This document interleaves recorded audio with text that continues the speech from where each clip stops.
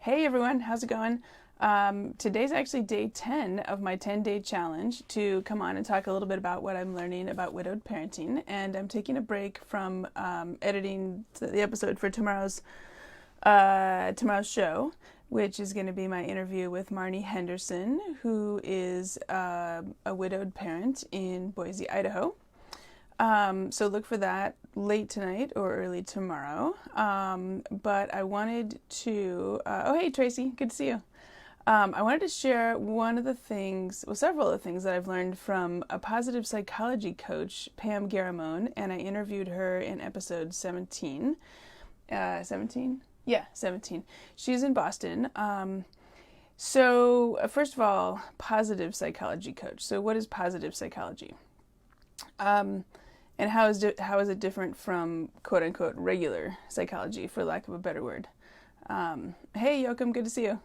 If regular psychology is, you're probably familiar with, it's the idea of what could be, quote unquote, wrong, or, it's some kind of diagnosis that you might want to try to fix, like anxiety, depression, PTSD, kind of what are the different conditions that could be creating a problem for somebody's mental health. And then regular psychology addresses how to try to address those various problems and the best ways to do that.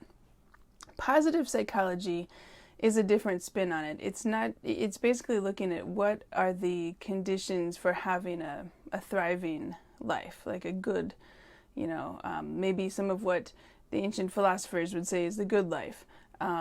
Meaning not just the absence of problems, but what are actually those kind of positive conditions that lead to thriving. And so this guy, Martin Seligman, who's at the University of Pennsylvania, is the one who founded and pioneered positive psychology. It's really fascinating. I've been trying to read up about it as much as I can, and there's a lot more I'd like to learn about it, including how can widowed parents perhaps use some of these concepts both for themselves and to help their children. One of the things that I learned from Pam is that it is possible to take some small steps to become happier even after some kind of major devastating loss. So one of the things, for example, she talked about is this concept of 3 good things. The idea being that we tend as humans to look for the bad things, on a day-to-day basis, and focus on what's not going well or what we're doing poorly, things like that. And that if you kind of train yourself to, at the end of the day, maybe it's before you go to bed, maybe it's in a journal, maybe it's at the dinner table with your kids, or some other time you're in the car with them, to kind of go around the table and say, what are 3 good things that happened in your day today? And they could be big good things like, somebody did something exciting or got recognized for something exciting, or they could be small good things like, you had a nice relaxing cup of tea or a chance to take a nice walk on a sunny day. And that even on those really tough days, you can probably find 3 things, even if they're super basic, that it's worth focusing on those and calling those out. And the more you start to notice those good things that are going on, then the more you notice more good things. So that's kind of the point of that. And then you get to maybe where you're noticing throughout the day, something happens, and then you make a mental note. Oh, that's a good thing. I'll have to remember that tonight when I'm recounting my 3 good things. So, hey, Fran, good to see you. So that's the idea of the 3 good things. Let's see, what else? When I talked with Pam about this VIA character survey, so these positive psychology guys found 24 or 26 different character strengths. And the idea is that everybody has all of these, but some people have them in more some people everybody has some of them more than others as part of what's kind of part of your core being, or that kind of thing. So things like creativity, curiosity, kindness, fairness, prudence, humor, zest, bravery.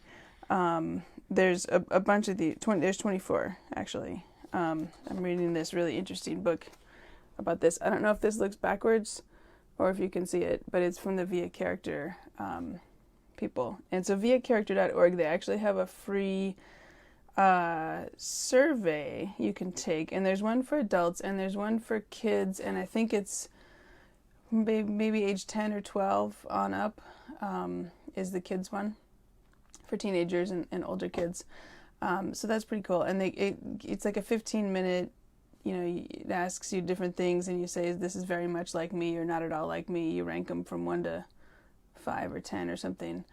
And then it comes back and it ranks your strengths and which ones are your signature strengths and which ones are your lesser strengths and so forth. So it's pretty interesting. And the really interesting thing that I learned from Pam when we were talking in episode 17 was that, she said that studies have shown that if you pick one of your signature strengths, so one of those top 5 strengths, if you take the survey, and use it in a new way every day for 7 days, that it's been shown to lift depression for up to 6 months. And I thought that was really interesting, and I had to kind of make sure I heard her correctly, because it seems so simple that, so for example, creativity came up as one of my top strengths. And so the idea that I could look at that and brainstorm on creativity, how I could use that in a new way, different ways, 7 different times, 7 different ways. And the idea is that exercising those core strengths that are really part of who you are as a person, it could help lift depression for up to 6 months. So I thought that was really interesting. I wanted to learn more about it, and I wanted to share that with you guys here. So I will put a link to episode 17 with Pam in the comments, and a link to the Via Character survey. Like I said, it's free, and it takes like 15 minutes, maybe less if you go quickly, to take it. And I think it's worth taking a look at. I think it's pretty interesting stuff. So anyway, that's all for today. Just wanted to say hello, and I've enjoyed coming on for the last 10 days and chatting with you guys. I hope you found some interesting things. And if you haven't had a chance, I did put together all 10 of these things in a document, and so you can get it at jennylisk.com/top10. And if you want to look back and see what any of them were, have it all in one place, or just kind of some key points across all these episodes. There have been 20 episodes now, 21 actually as of tomorrow. So I thought it was time to sit down and kind of draw out some of the main things and kind of summarize some things. So anyway, it's been fun, and talk to you later. Bye.